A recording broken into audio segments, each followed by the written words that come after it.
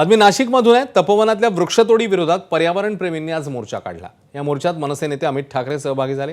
हुतात्मा स्मारक ते मनपा मुख्यालय या मार्गावर हा मोर्चा निघालेला। यानंतर अमित ठाकरेंनी महापौर हिमगौरी आडकेंची भेट घेतली। यावेळी आंदोलकांनी महापौर आडके आणि उपमहापौर विलास शिंदेंसोबत चर्चा केली।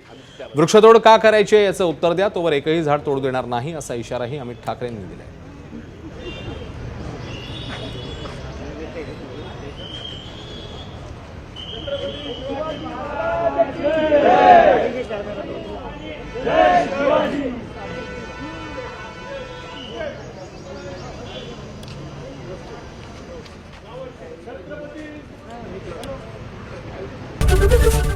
एबीपी माझा, उघडा डोळे बघा नीट।